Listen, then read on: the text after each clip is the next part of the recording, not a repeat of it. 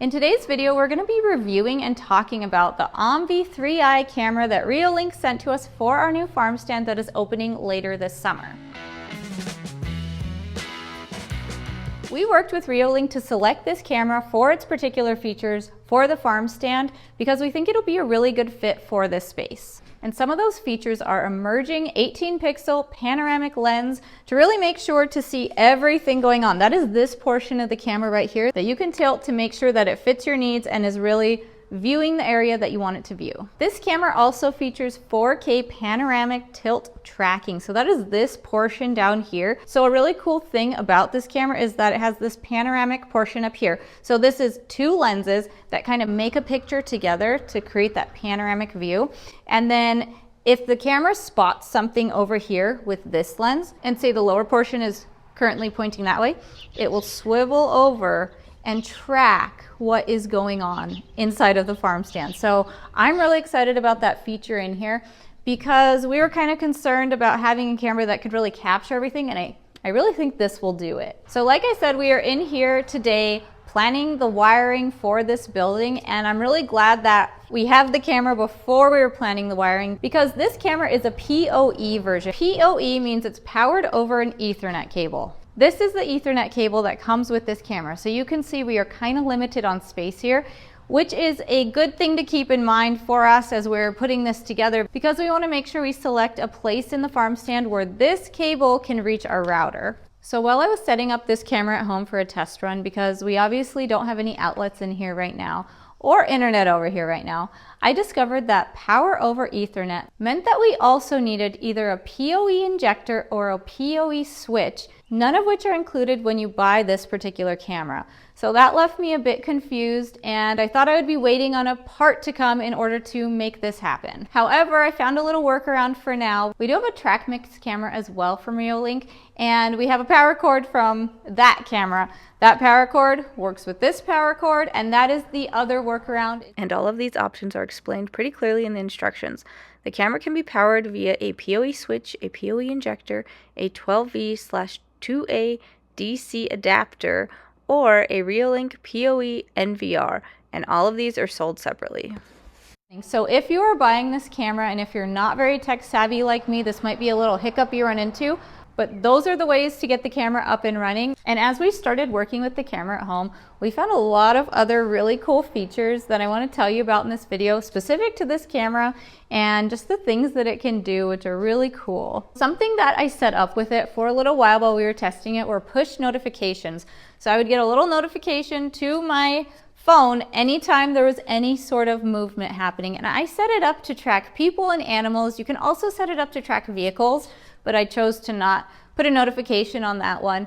And I ended up getting quite a bit of notifications. So where I had it set up was at home in the front yard. There's lots of movement going around, kids running back and forth, cats going across the yard, chickens, all sorts of things. And I got a lot of notifications. So if you're gonna set up push notifications somewhere that's really busy, be ready for a lot of notifications. There are also some other really cool detection alarms that you could set up with this camera. Things like a forgotten item or like an object removal, which is kind of cool, like making sure someone's not going to steal your package off of your front door if that's how you're going to set this up. You can set up a line crossing alarm, an intrusion alarm, or a loitering alarm, and that will let you know if something is happening on your property that you don't want happening on your property. I don't think we'll be using those here at the farm stand, but it's a really neat feature of this particular camera. And then the last thing that we discovered was pretty cool when testing out this camera was the fact that we could listen to everything happening. So my kids would be out in the yard and I could listen to what they were doing. That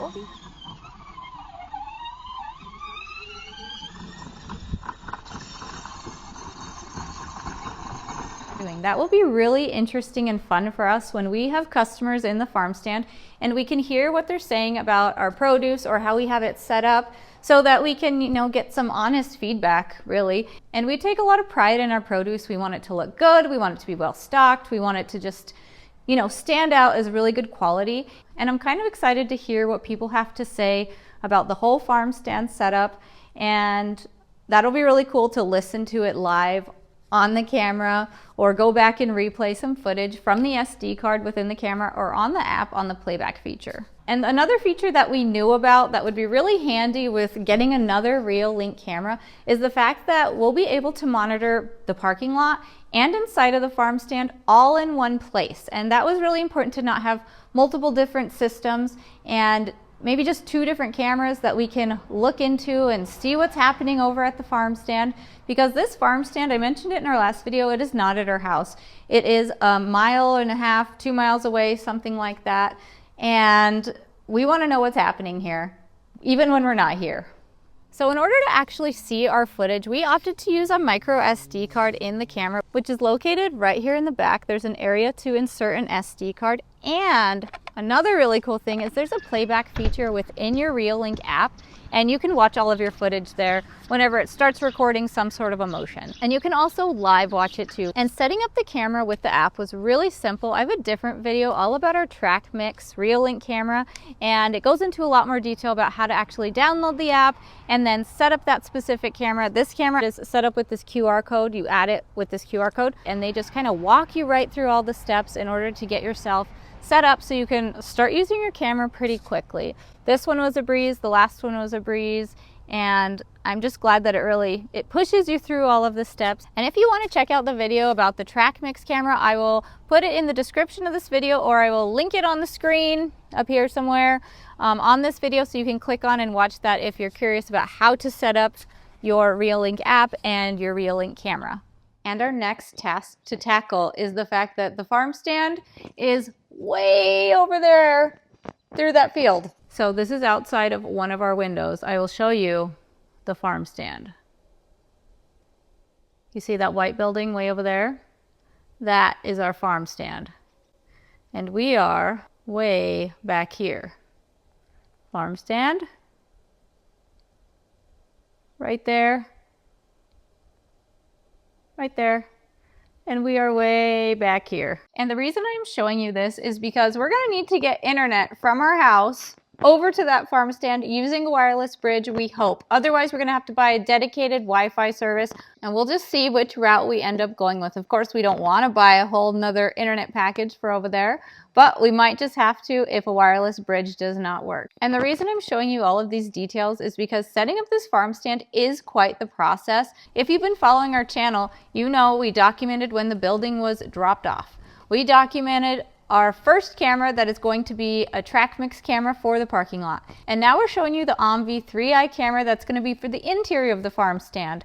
We also need to finish out the inside of the farm stand, put in some shelves inside of there, get some signage up and going. There's a lot of steps to opening a farm stand the way we're doing it this time, and I just want to take you along for the ride if you're interested in knowing what goes into setting up a farm stand, or at least how we're doing it this time. Thanks so much for checking out this video, and we hope to catch you in the next video. And until then, bye.